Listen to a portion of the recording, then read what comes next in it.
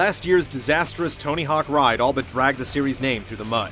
The skateboard peripheral it came bundled with failed to make a lasting impression due to botched accelerometers and sensors that didn't work. Now with Tony Hawk Shred, Activision is hoping lightning doesn't strike twice. Have all the kinks been ironed out, or is Shred another disaster in the making?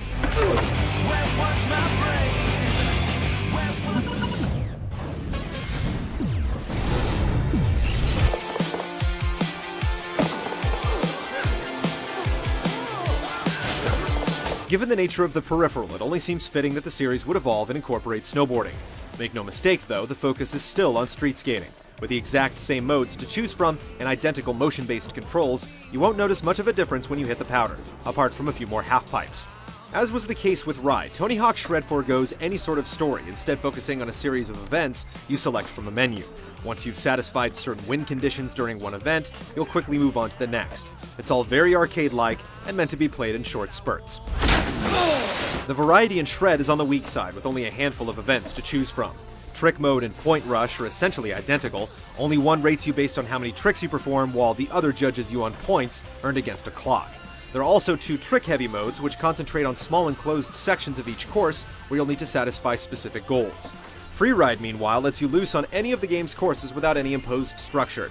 If you want to eke some enjoyment out of Shred, this is your best bet. Otherwise, you'll have a hard time finding meaningful distinctions between the available modes. All of the modes are available online, but that's assuming you can find other players to begin with. Shred also has a reasonable number of unlockables, mainly characters and outfits, though other than their appearances, the riders are no different from one another. There aren't many stats tied to individual characters, so picking the Hawkman over a lesser known won't result in a different ride.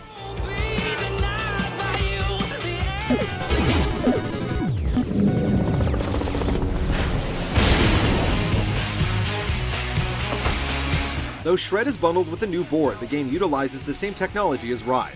Once again, the board's sturdiness makes for a pretty tough piece of hardware, enough to withstand some heavy abuse.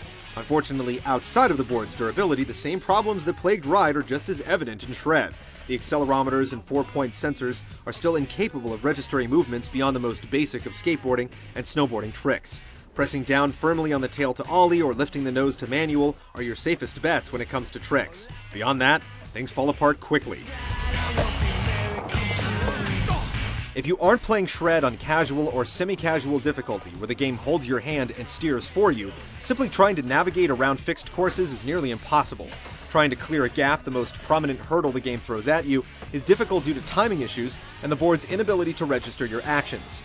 Any attempt to pull off special tricks, by leaning during an ollie for example, or holding your hand over one of the sensors to do a nose grab, results in one of two things: falling off the board, or doing an entirely different trick than what you intended. This is especially frustrating when missions call for specific grinds or tricks. You end up retrying spots over and over again until you magically get it right.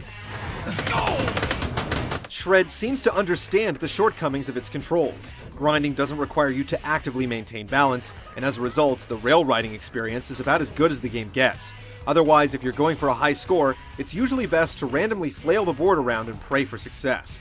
Though the peripheral has the ability to register complete rotations, trying to reposition yourself after a 360 is overly difficult, let alone staying on the board after you complete one. At this point, Shred's technology has completely lost its novelty. The moment you try to put it through its paces, you discover just how poorly equipped it is to enable even the most basic of tricks. Failed jumps, mistimed grinds, accidental deaths, and unregistered movements are the name of the game.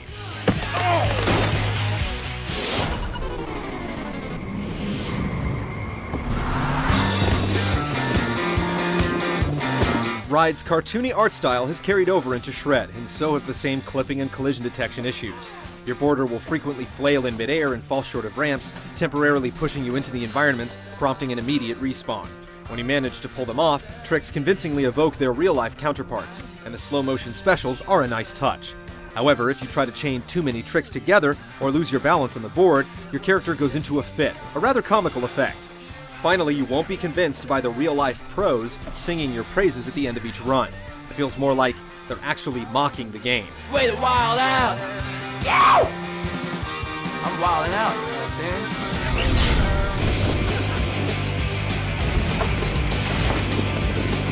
All the problems that plagued Ride have managed to migrate over to Shred. The peripheral might be able to withstand a small hurricane, but that doesn't amount to much if you're incapable of fulfilling win requirements.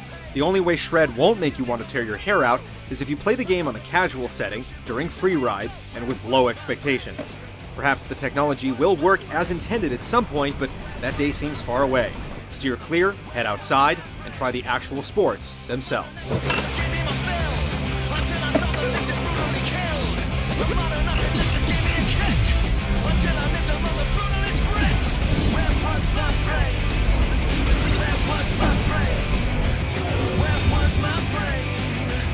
Where was my